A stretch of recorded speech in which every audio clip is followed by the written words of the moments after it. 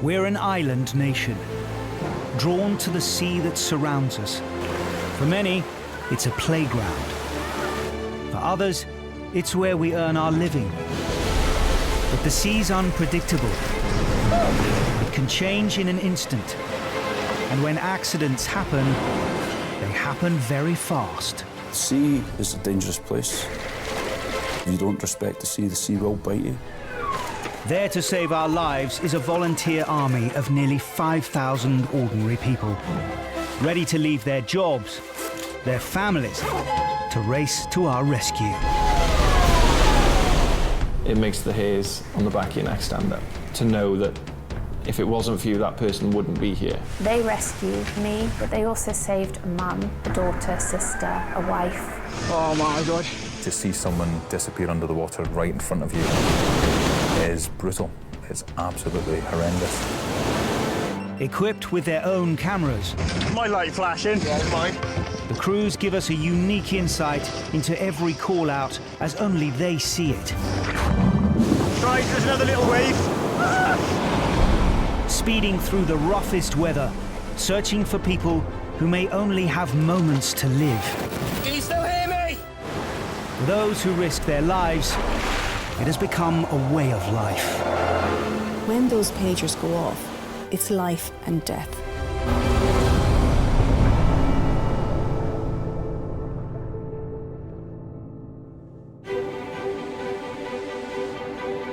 The Gower Peninsula on the south coast of Wales. In 1956, it was designated the UK's first area of outstanding beauty. Today, it's a magnet for those seeking fun and adventure. I love the sea. I love living around it. I love walking on the beaches around here. It is a great place to sail, surf. It's a great place to be on the water. But it's not all plain sailing. Lifeboat crews here at the Mumbles have been saving lives at sea for over 180 years. Like every lifeboat station, it relies on the close bond formed between its crew. Spassies to you. Yep, go for it. Two members of this particular team are practically inseparable. Josh and Morwenna have been a couple for 9 years and worked together on lifeboats for the last 8. I think we work really well together as a couple. We look after each other, we help train each other, we talk through our experiences. Definitely help to improve each other. Our work-life sort of pattern means that we spend a lot of time at home together, and if we are, at home together and the pages go off, we're both down at the station at the same time. Basically, it's the dash for the bikes. Who gets the bikes first? The other person has to sort the house out. Like, if we're cooking, someone needs to turn the oven off, make sure the dog's not running out the house after us, all those sort of things. I guess it has strengthened our relationship in the sense that we've gone through things together. We know how each other work. It brings us closer and helps us work better together. For the Mumbles lifeboat crew, the coast here presents year-round challenges, with dramatic tides, jagged rocks jutting into the sea, and sheer cliffs rising hundreds of feet out of the water. A cold afternoon in April, the Mumbles crew are out on a training exercise when they're interrupted by a call for help from the Coast Guard. A 44-year-old man has fallen while out climbing with friends. He's sustained serious injuries, and to make matters worse, he's somewhere on the remote Gower cliffs, which are inaccessible by ambulance. The initial information was that he'd fallen 5 to 10 metres and hit the ground. We had no idea what conditions, whether he was conscious, was he breathing. He could have easily died from that height. The full extent of the casualties' injuries isn't yet known. First, the crew need to find him. And the only information they've got to go on is that he's fallen in one of the area's many limestone caves. There is a small climbing crag there in that cave that I've climbed at before. We had a general area that it was within Southgate Cliffs, but that just narrows it down to maybe a mile. As a climber myself, I did have some ideas where they might be. There's a couple of crags here that you can sport climb on. Also, you've got traditional climbing up on this here. But he said a cave, didn't he? Yeah. Makes me think over there. The Tamar lifeboat's hull is too deep for the shallow waters near the cliffs, so the crew scan the coastline from a safe distance. Eventually, figures are spotted by the rocks. of the cliff. Yeah, he's waving. The guy there, he's waving. Where are we going? This groove here. You got it? As the crew's designated first aiders, Josh and Morwenna take the smaller, shallower inshore boat. You want to be able to trust the person next to you. I think that's vital, really. Josh is definitely someone who I'd have around in a crisis. I know him, he knows me, and I know that he's calm under pressure. The Gower Cliff shoreline is reinforced with sharp rocks just below the water's surface. See that galley? Oh, that's a hell of a place to have a bloody fall, that is. You've seen where he is? Yeah. Josh and Morwenna need to find a safe channel through to get as close to the cave entrance as possible.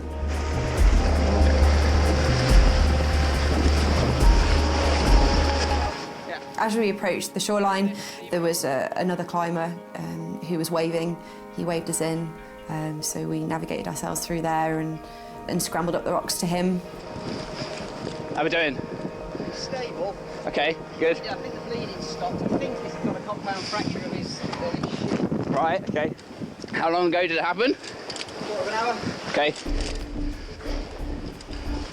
The casualty has fallen into a narrow gully, but between him and his rescuers, a steep climb over jagged rocks.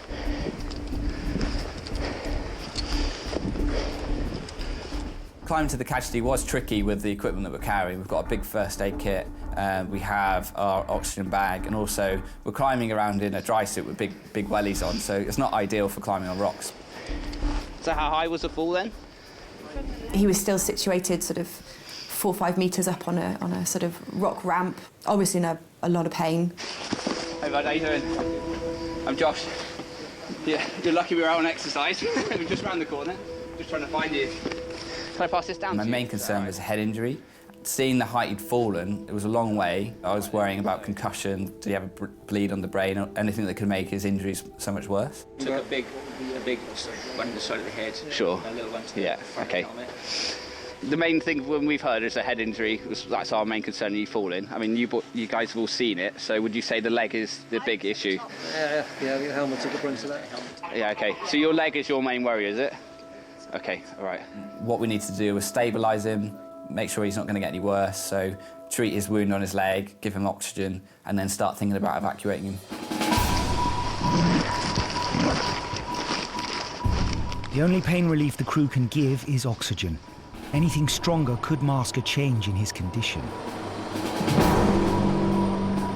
If he sustained a head injury, he could deteriorate rapidly at any time. But with the casualty perched on a ledge, unable to move, in a gully just a few meters wide, the only option is evacuation by Coast Guard helicopter. So they're all trained paramedics, the wintermen that come down, so he'll look after you, all right? But getting him up to that helicopter is going to be a complex maneuver.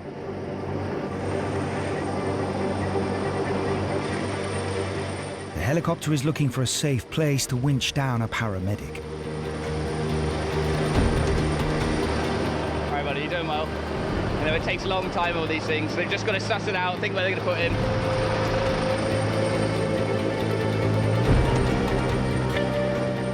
Eventually, a safe spot is found just inside the entrance to the cave.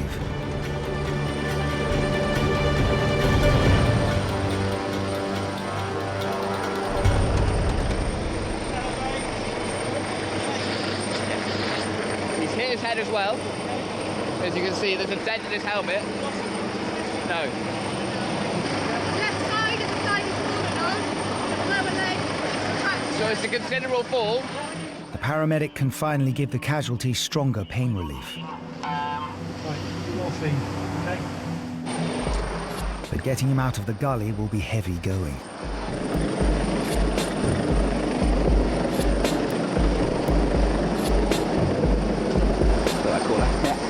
Hauling the stretcher over the rocks is hard enough when it's empty. But they'll need to bring it back down again with a casualty on board. It's too big a job for the two of them. We require more people and we will be winching from further out towards you guys, over. While they wait for the second crew, they've got to get the casualty into position. So it's going to be a pass down, using the rope as the weight. Yeah. You help yourself as well, Paul, and we'll support the leg. There's obviously dangers moving someone, especially after an injury. OK, lower away. But we needed to get him into stretcher and get him out of that situation because we can't treat him where he is. Lower away. Steady. Keep going.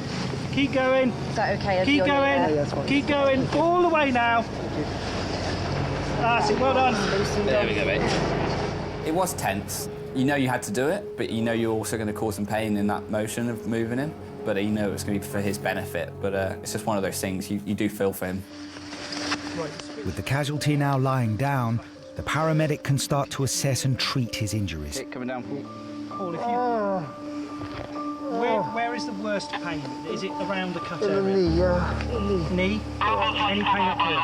No. Are you able to just let it relax so I can sprint it for you? Oh, I'm sorry, mate. Yeah.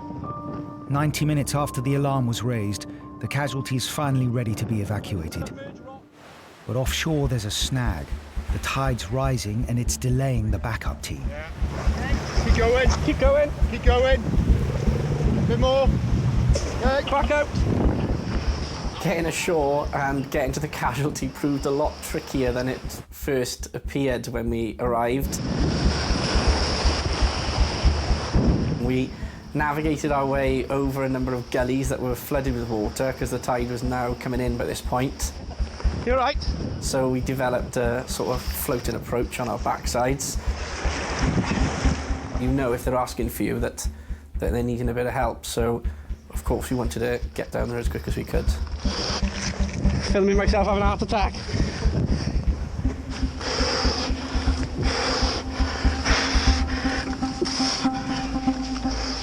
With a team of 5 now in place, there's just a final haul over the rocks. Yep. Everyone ready? Yeah. Ready, brace, lift.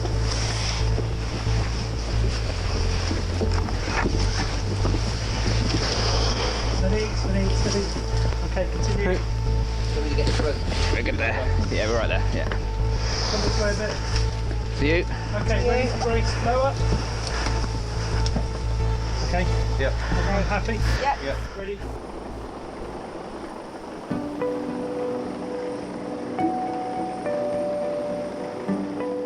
It certainly feels tense when you're sat in that situation. You've got a helicopter hovering 60 to 70 feet above your head. You've got a winchman shouting at that point because the downdraft of the helicopter is so loud. You know, it's those situations, whilst they're tense, they're also some of the situations that you can sometimes thrive. That's why you joined, and you know you're making a difference that day.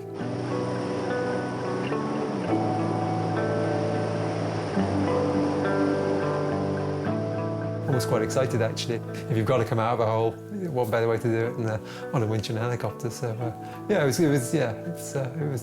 quite exciting actually. Although probably not fully appreciative of it on the day. Paul was climbing the cliff with friends. He was just about to secure his rope when the bolt he was holding gave way and he fell around 10 meters into the cave. I can remember it's just that instant of falling back and just knowing that I'd lost it, and then just the next, it must have been just a second or two of just the falling and just hitting things and being conscious of hitting things on the way down. It was quite surreal. Get the bag so it doesn't get caught. I guess when you take a fall as a climber, the last people you expect to see is the RNLI, and they were there so quickly. And so just to have, you know, the professionals around, it's just very reassuring. Just to get that immediate first aid and just to be able to see that things were moving. The overriding emotion once he was in the helicopter was relief that we've managed to get him out and he was safe. You know that he was going to go to the best care possible. I think I was very happy that that situation was not as bad as I think it could have been. We were quite happy with how we managed it and how effectively I think we worked together to get him out. I guess we learn more about each other with each situation you're placed in, I suppose, yeah. Being part of the crew has been a life-changing experience for Josh and Morwenna in many ways. We had a helicopter exercise planned with the RAF, and Mo was the last person to get winched up into the helicopter, so sat at the back of the helicopter, With all the noise and the winchman looking at us, I had a ring tucked away in my pocket, so I proposed to Mo in the helicopter. I was last to go up, very clueless. Got pulled into the helicopter and he asked me to marry him in the helicopter. Yeah, it was ace, amazing. Yeah, very unexpected. Didn't expect that one at all. And very, very original.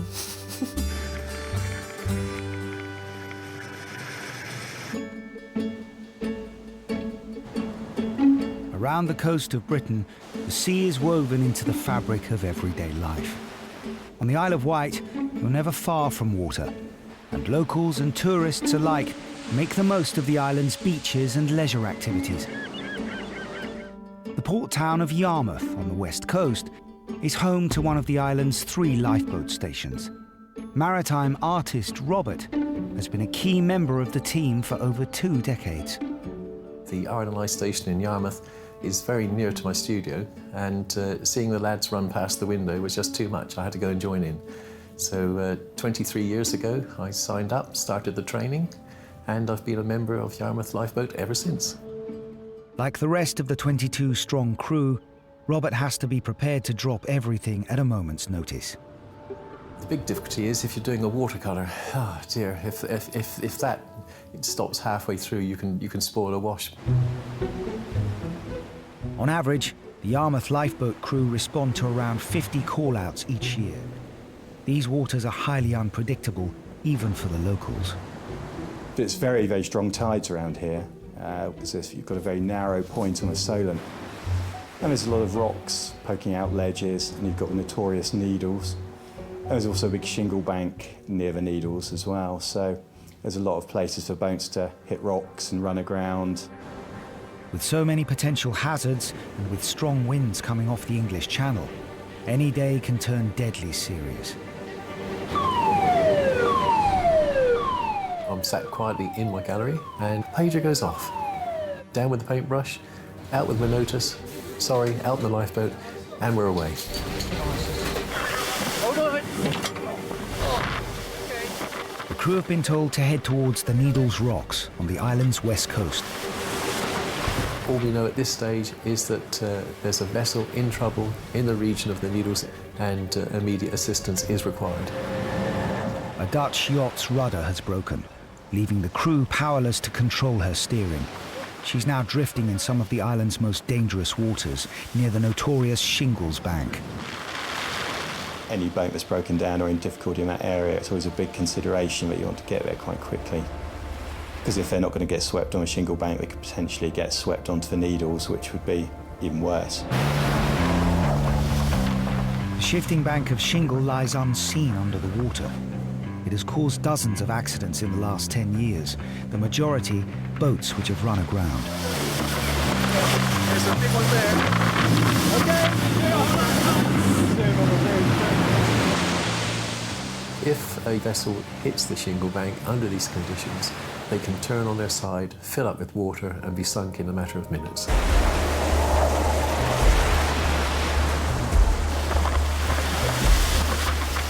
On a good day, the area can be reached in 15 minutes, but today the crew are battling the weather.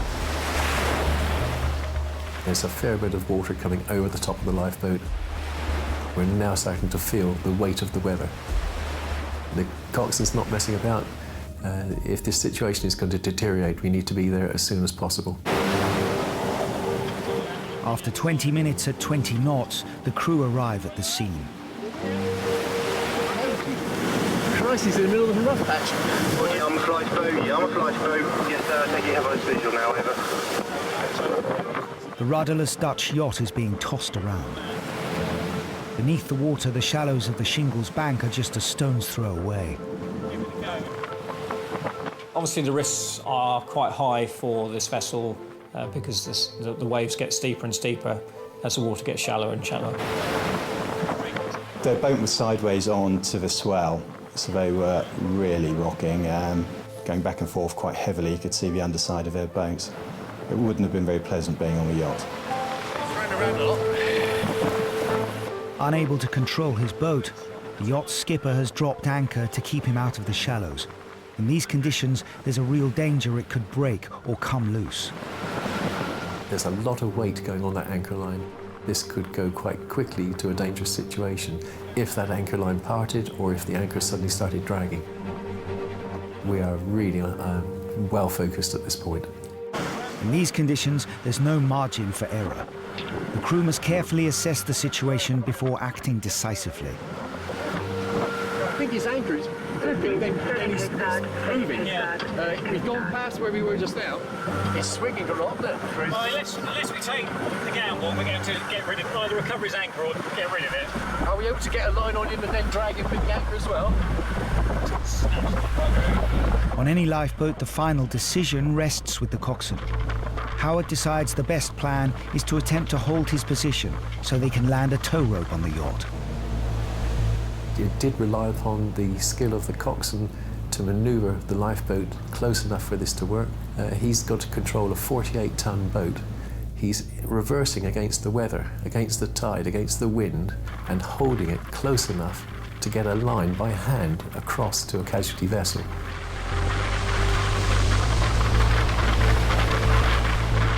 That takes a particular amount of skill and nerve to get that done successfully.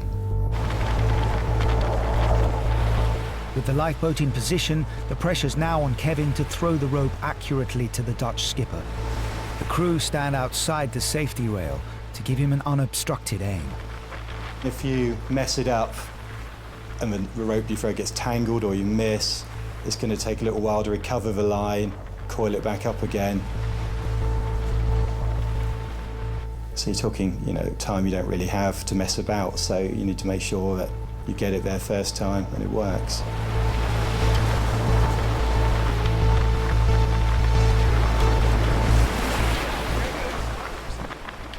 And luckily, I did it first time and got it on the right spot, and the man on board the yacht managed to pull the tow line across. With the two boats now joined together, the lifeboat needs to get them both clear of danger. We established a bow-to-bow tow because that was the safest way to get them clear of the shallow areas of the shingle bank. Bow-to-bow tow comprises obviously putting the tow line from our bow to the casualty vessel's bow. Towing from the front of the lifeboat keeps the propeller and rudders at the back clear of the hidden dangers in the shallow water below. Effectively, the lifeboat then backs away from the shallow water, and then we revert back to a standard stern tow once we're in clear water. With the situation under control, the crew tow the yacht back to the safety of Yarmouth Harbour. These were experienced sailors which just had an accident, but they dealt with it very well. They prevented themselves getting further into trouble by getting the anchor over promptly. So it did give everybody breathing time to get in there and help them. Fortunately, their English was very good. It's a lot better than my Dutch. Last year, around half of all RNLI launches were in response to pleasure seekers finding themselves out of their depth. Right, guys. Whatever the nature of the call-out, crews have to treat each job on its merits and with the same level of professionalism. Yeah, we do occasionally roll our eyes when we see a situation that could have been avoided by somebody, but really ours isn't to judge. We're there to go out when we're tasked to help people at sea and help them the best we can.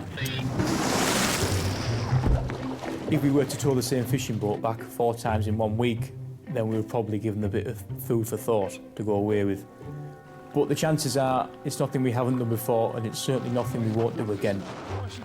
People think they can just go and buy a jet ski, a kayak, and just go off and do what they want to do. And ultimately, you have to treat the sea with respect. I think that's a big factor that people often don't realise, that the sea is very, very powerful and will always win. Hello, you're okay? Yeah. You've got no idea why they're in the position that they're in. Oh, I'm sorry. That's all right, don't worry. So we offer our support to absolutely everyone in any circumstance. And accidents are called accidents for a reason. It happens to the best of us. I hope I never have to call the orange boat out to get me. That would just be the worst day for me. I'm not sure I could afford the round afterwards.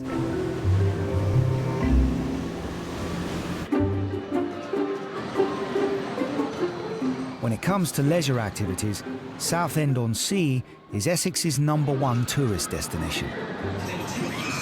The town is renowned for its amusement parks and arcades, the world's longest pleasure pier, and its wide range of water sports.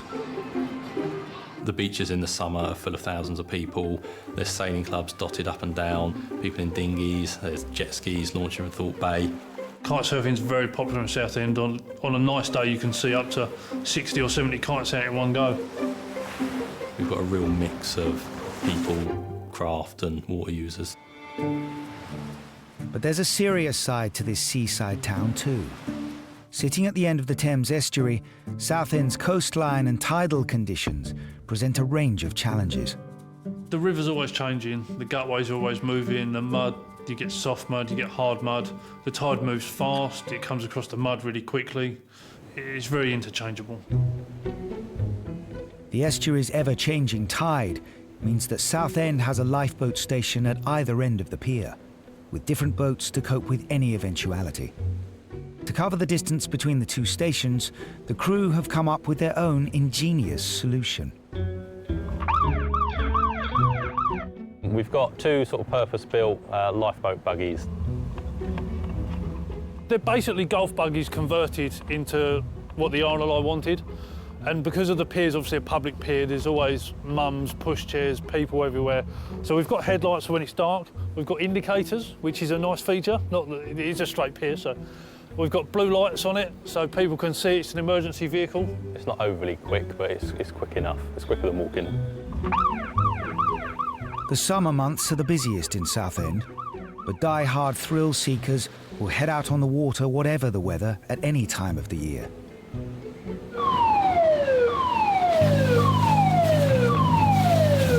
Mid-December, a mile offshore, a kite surfer has got into difficulty. The tide is rapidly going out, and there's a danger of him being swept out to sea. Go straight on 0 or go 16? The Coast Guard, Southend RV2, launched on service to a kite surfer on Barge Pier, over. RV2, don't touch that there. Yes, roger, sir. Can you go channel 07? It was actually quite a nice day, the sun was out. It was almost a bit deceptive because actually it was, mid-December. I knew the water was going to be cold and it looked more pleasant than perhaps it actually was. The Coast Guard's RV2, sort of sea. Approximate ETA will be about 6 minutes over. Anyone in the water in December is generally not good. That time of year, you don't get a long time in the water. It's hypothermia can soon set in and the job goes downhill rapidly from then. Every second counts, really. We didn't know how long this guy had been out for. The tide was ebbing, it was going out, so if he'd launched at the start of the tide, he could have been out for sort of 2-3 hours. Essentially, if he's in the water, he will just be basically drifting to France.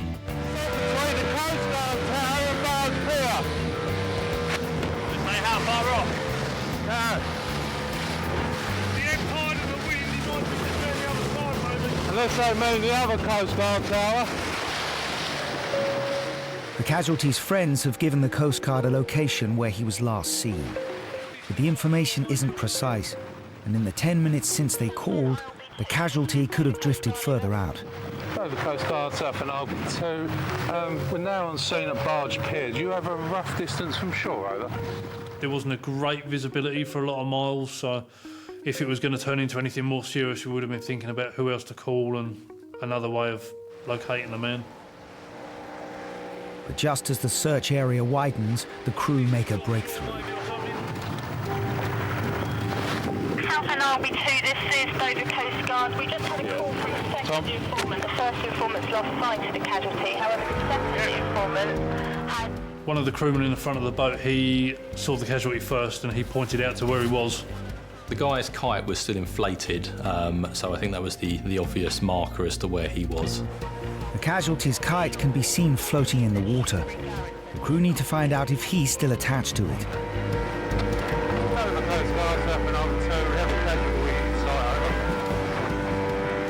It travelled about another mile from where he was first positioned, so he'd gone quite a long way in a short space of time. When we got to him, he was holding onto a post or a pole in the water, and it was just his head above the water. Over Coast Guard, over Coast Guard. I was quite surprised. The pole is the size of a telegraph pole, and it's in the middle of the Thames estuary. The way the tide runs, the wind and tide just would have kept dragging him down the river, basically. And it's just how he managed to get hold of this pole. He must have just been lucky to drift past it, in my eyes. Over Coast Guard, over Coast Guard, South and Harbour 2, now on scene of casualty, over. The pole has potentially saved the man's life, but with the kite still attached to him, getting him out of the water isn't a straightforward operation. When you approach a kite surfer, you have to take into consideration where his kite is, where his lines might be in the water, what other stuff he's got in the water around him. And there's also, why he's in the water in the first place.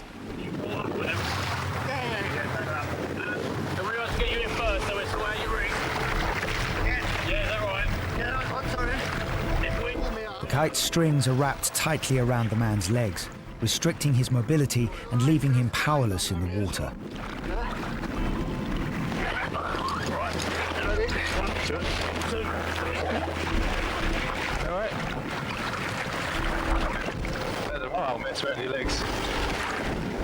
When we got him in the boat, I was shocked as to how many turns he had around his leg. I still, to this day, can't understand how he did it. So he was really caught up. Right, sit there.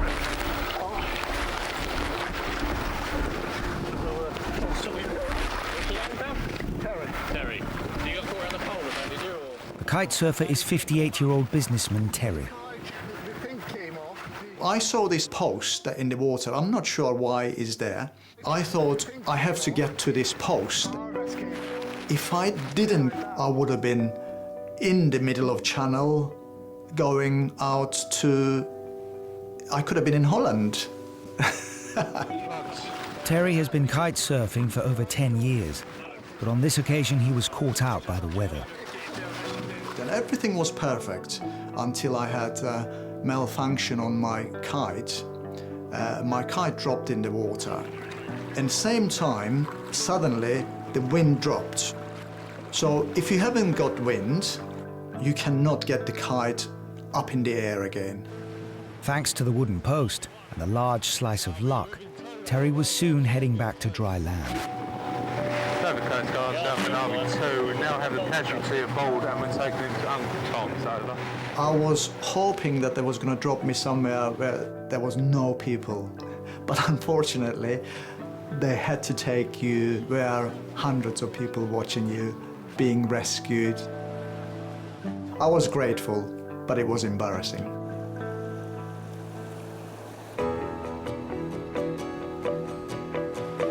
From the dramatic tides of the Thames estuary to the breathtaking scenery of North Cornwall's wild Atlantic coast.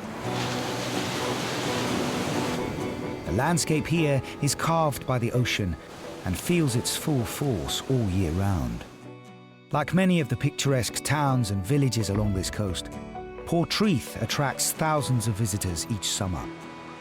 The beach is a favourite for families and surfers, but it has its dangers too. The sea can change very quickly. You could arrive on a morning to very small, flat surf. Within a few hours, the surf can double, treble in size. For the last 9 years, Andy Thomas has supervised the beach's lifeguard station. He runs a team of 8 lifeguards, which is bolstered by young recruits in the busy summer months. Recruits are getting younger, and I'm definitely the father figure. I like to think they can come to me and ask me anything. Yeah, I look after them. August. Perfect weather for a day on the beach. But out at sea, a storm is brewing.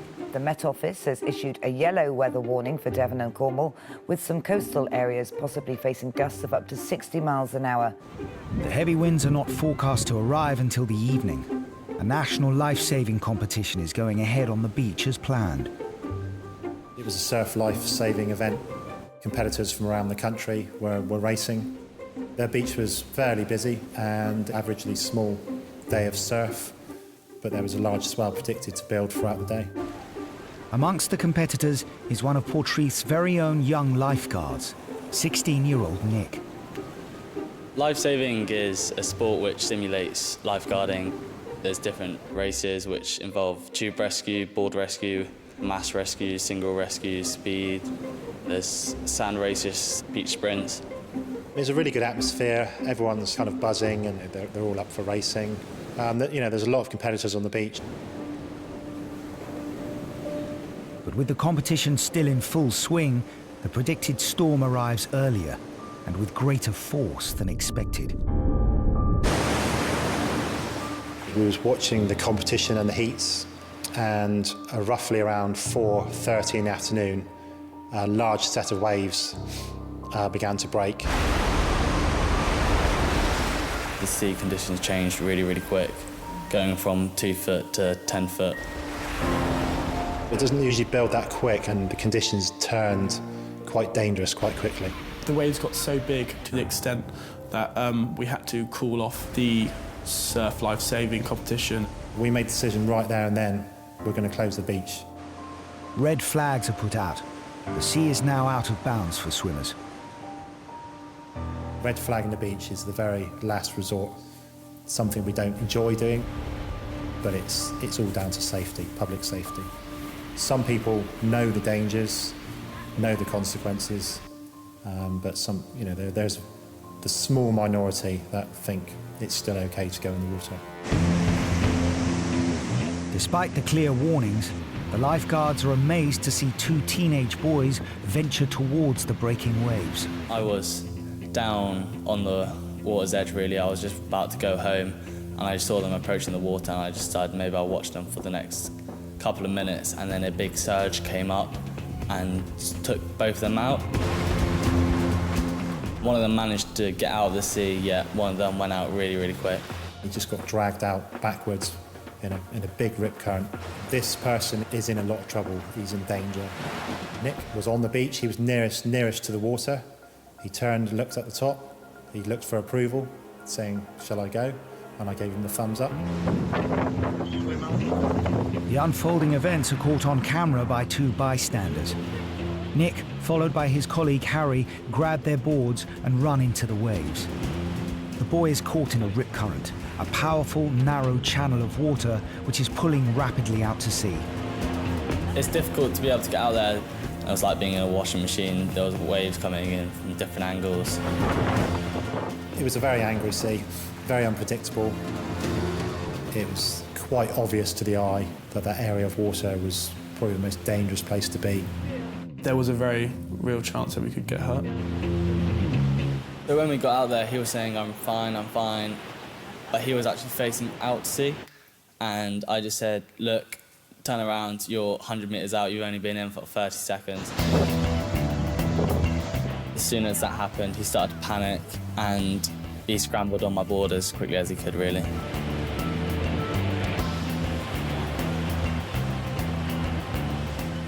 When he was on my board, I turned around and just saw this 10-foot wave coming towards me.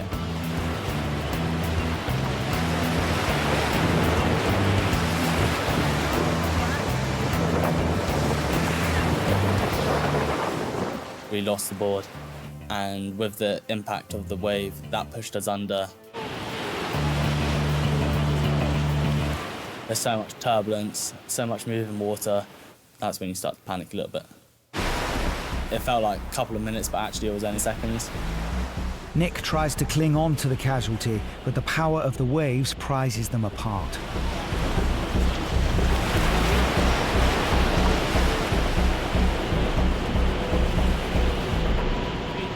Luckily, Harry was there to back me up, and Harry still had his board.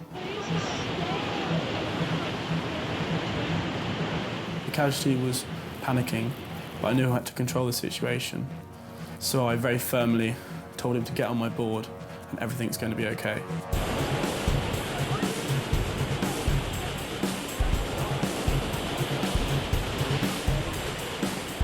I knew that if I lost the board, they would have to send the lifeboat over because there was no way that we were going to get in otherwise. Without his board, Nick faces his own battle to make it back to shore. When you don't have a board, you have to duck underneath the waves, so you could be swimming in for 5 minutes, and then you see a wave coming, you got to go, turn around, duck under and then start swimming in again. That was probably the most difficult swim back to shore I've ever done, just because there were so many currents, so many big waves. Nick finally makes it out of the water. Behind him, Harry and the boy are tantalizingly close, but the rip current keeps dragging them back out to sea.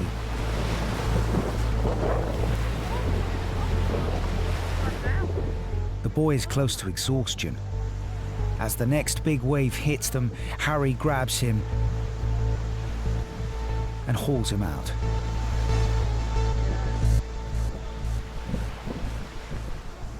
When we got back to shore, the boy was quite scared, I think. He didn't really say much, he sort of just walked off. He seemed quite shocked. I don't think at the time he quite realised how dangerous of an action that he had taken. The storm that hit Portreath was part of a bigger storm that claimed the lives of 6 people in the seas around Britain. That night when we got back home and we looked on the news, and it was only 10 miles up the coast up at Newquay that people had lost their lives in the sea in the same storm, which really makes you aware that these conditions and this rescue could have been a lot more different. I'm very proud of the lifeguards, proud of their confidence in those conditions, and proud of complete lack of hesitation. And they were just thinking, I'm going to help this person, I'm going to save this person, and they went in and they achieved that.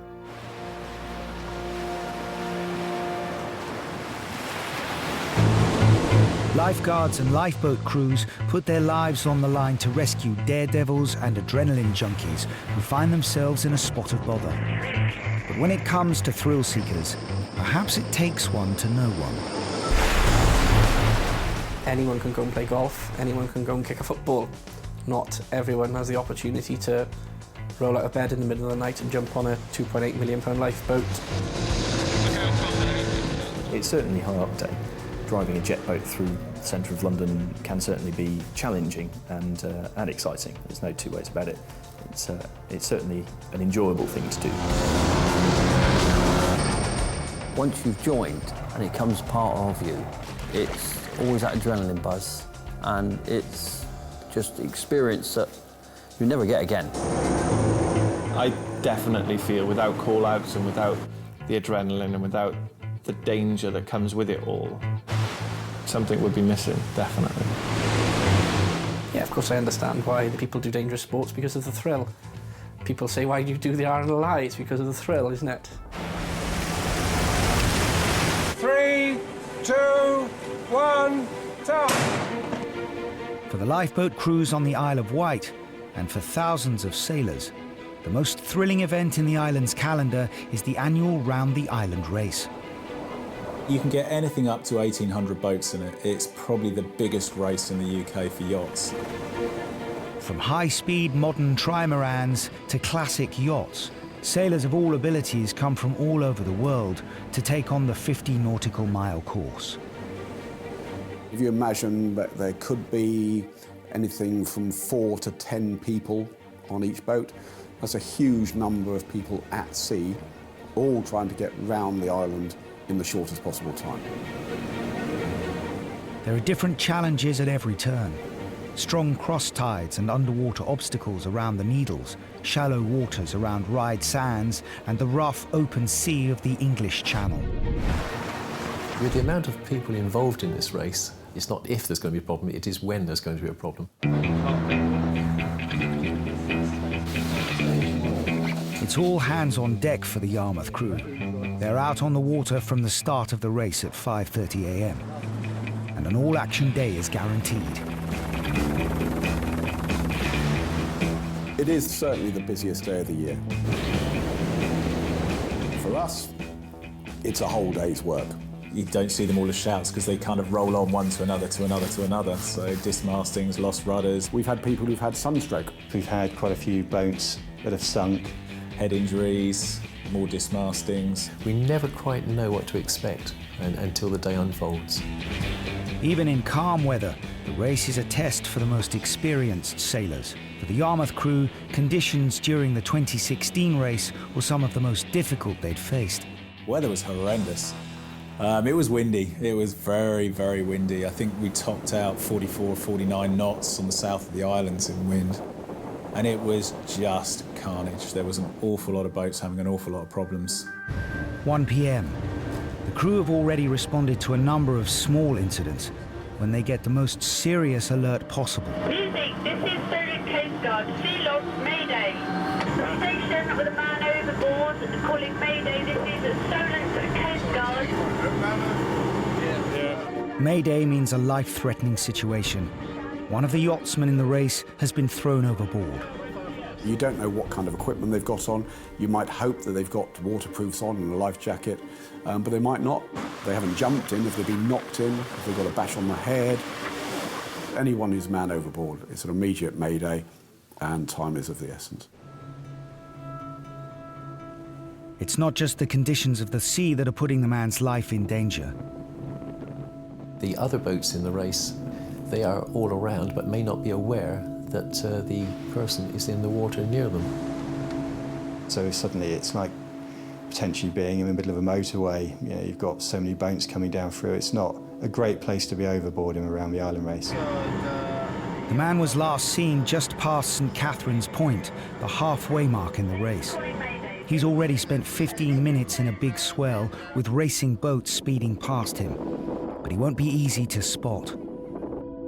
Finding the person when it's that crowded, when I say you've got 1,800 boats going around in one race, it is difficult. Station calling Mayday. This is Stolen Coast Guard. The information that you have given me is unclear. The numbers are unclear. Can you tell me where you are in release? It was quite difficult establishing the exact location. We were getting different reports coming from different yachts. People were panicking and not necessarily giving the correct information on positions. Can you give me your vessel's name again, over? Are you able to respond then? So Coast Guard was struggling to establish exactly what had happened and where it was. Eventually, amongst the boats racing past, a flare is spotted out on the water. First orders, see them?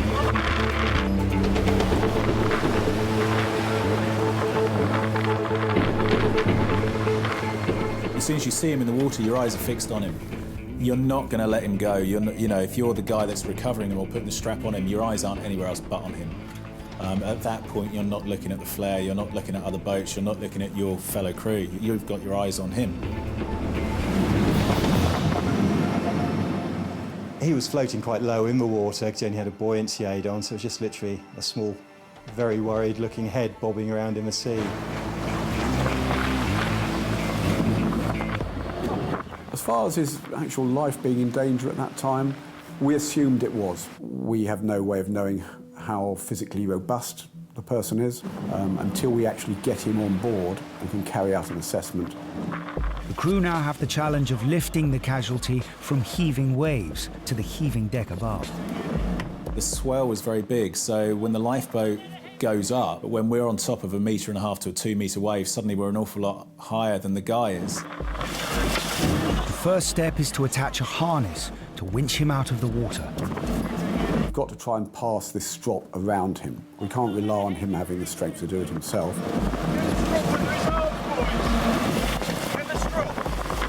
If your hands have been in salt water for 5 minutes, they're slippery as anything. And I couldn't hold on to him. He was just too heavy, too water-soaked to hang on to.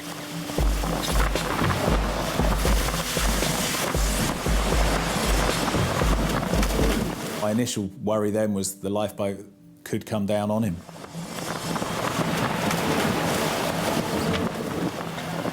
So it was a case of grab him and grab him quickly. And when he came back up, luckily I managed to grab him and clip him in. A lull in the waves gives the crew a chance to get the man onto the lifeboat. After almost half an hour in the water, his ordeal is almost over.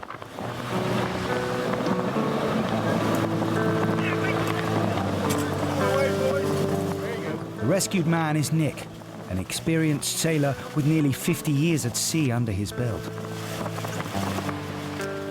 It's pretty undignified being pulled up on a winch like a bag of spuds, but you're very relieved to be pulled out of the water one way or another. I was desperate to get on my feet on the deck and feel like a human being.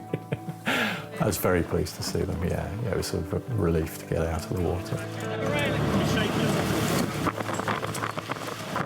Our first assessment was that he was actually in pretty good shape, considering the ordeal he'd gone through. Nick's crew had been taking the tricky racing conditions in their stride, but everything changed in an instant. We were sailing downwind, almost on a dead run, and there was a big bang, and the boat is tipped over very violently. 4 out of 5 of us were pitched into the water. The boat's rudder had broken, and even though the other crewmates managed to clamber back on board, they had no way of steering the boat back to him. Nick was cut adrift. You feel very isolated. We were 2 miles offshore, so, I was in the middle of the sea. You do feel pretty vulnerable because you are just head sticking out. But there's very little you can do in that kind of situation but bob around. And I suddenly became aware that there was a large orange boat bearing down on me, and that was a very, very welcome sight, of course. With Nick safe and sound, the crew now have a rudderless boat to chase down. It was a great relief to see the boys that were okay. There's no doubt that on reflection, it was a life-threatening situation, and we got away with it.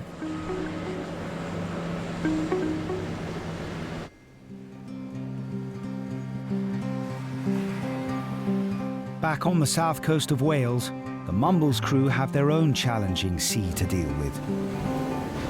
The Mumbles is within the Bristol Channel. The Bristol Channel has the second biggest tidal range in the world. So we can have tides up to 10 metres high. We have big swells that come off the Atlantic, the big tidal flows that when it squeezes through the islands around the headlands, we get rough seas there. So it's a pretty treacherous part of water. Last year, the Mumbles was Wales' busiest lifeboat station with 83 call-outs. There are a lot of people out there who do underestimate the sea, how fast the tide can come in. You may think it looks quite a benign day, and then within no time you could have fast currents or the waves can pick up, and you can get caught out very easily. Mid-April. A call comes through from the Coast Guard that a dog has bitten off more than it can chew. On my arrival to the station, the information we got given was that there was a dog cut off on a rock. His owners were on the shore, but they couldn't reach him. The mischievous mutt has run off from his owners while out on a walk. He's now marooned on a rock in Langland Bay, about 1.5 miles from the lifeboat station. My concerns really were for the position that the dog might be in, how precarious it was, what our access was like, were there rocks in the way, how the tide was working. The concern isn't just for the dog. In these situations, there's always a danger that owners will take matters into their own hands. The dog has swum up to the rocks and has now become stuck. We just want the dog recovered to safety to prevent the owners going and getting themselves into trouble. Over. We launched animals, mainly because we all like animals to be safe, but also we're thinking about their owners. You can see how people get in that situation really want to help their dog, but I think it's important that you don't take that risk. Yeah, I think can you see some light on the point there that might be the owner? When we got on scene, you could see the rock prominent out of the water with a little terrier on it, and I could see the owners. One of them was down on the water's edge at the base of that cliff, calling their dog. What's your dog's name? Charlie. He looks pretty keen to get on. He's quite adventurous. He's always the one to wander off, and he absolutely loves the sea. After swimming a few hundred meters, Charlie has taken refuge on a rock close to the cliffs. The tide is turning, and if he attempts to swim across the narrow channel to the shore, the fast-flowing water could sweep him out to sea. Hey, you probably put the bow on, eh? I was panicking. I was absolutely beside myself with worry. I started taking my shoes and socks off because I wanted to go in and get him. By now he was shivering. He looked like he kept wandering to the edge of the cliff, about to dive back in the water, which I thought would be the absolute worst thing that he could do. Aboard the lifeboat, they need to come up with a plan to navigate the rocky outcrop and evacuate the canine casualty. We discussed as a crew what was the best approach, how could we pick up the dog safely, and then we chose myself to go ashore and pick up the dog. Josh has a dog of his own, so I thought it would be best place to put Josh on the rock and let him deal with it. You could sit the bow on it, slowly, and then put your power off. If my dog was in trouble, I would want someone to come and help it. Charlie, come here. Basically, the boat was driven up to the rock so I could step off. Hello, Charlie. Come here then. Hello. Charlie just went straight towards them. He was clearly really pleased to see them. Come on then. Come here. Said hello, picked him up, and we jumped aboard again. Hello, boy. Rescued from his private island, Charlie gets a special escort back to the beach for a family reunion. Oh, yes, it was such a great relief. It was that kind of half angry, half pleased, to be honest. Oi. But yeah, as soon as we saw him, we got lots of hugs and kisses. Thanks very much. It's all right, no worries. Don't like swimming, did he? Up there. He went in over there. He just gave up 10 foot too short. Thanks. No worries. The owner definitely looked pleased, if not maybe a little bit embarrassed. For your information, the dog's safely ashore with its owner, and we'll tend to return to station over. I don't feel frustrated with any sort of call-out, especially animals. They don't know the dangers, they don't understand, and I'm just glad it was a happy ending.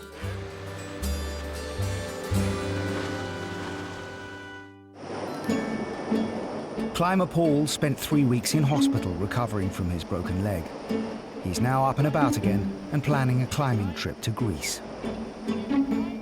I booked a flight to Klimnos in October. Actually, in fact, I already booked it before the accident and I haven't cancelled it. So my aim is to get fit again and yeah, get some good climbs and some good routes in Klimnos in October. So that's my aim. Man overboard Nick had a unique gift to thank the Yarmouth crew for rescuing him. They give you a tankard for completing around the island and you get it whether you complete it or not. So we didn't complete it, so I thought they probably deserved it more than me. He said he didn't go around the island, we did, so he sent it to us, you know, which was a lovely gesture. Having done the round the island race so many times with the lifeboat, having followed that fleet all the way around, to actually have a tanker to say we've done it was quite nice. We are human beings. We're not superheroes, just exposed to situations most people wouldn't be exposed to. I was worried that he was going to have a heart attack. He just looked at that stage like he'd either had one or was going to have one. When you've got that person in the water, Here. literally seconds count. 1, 2, 3, come on!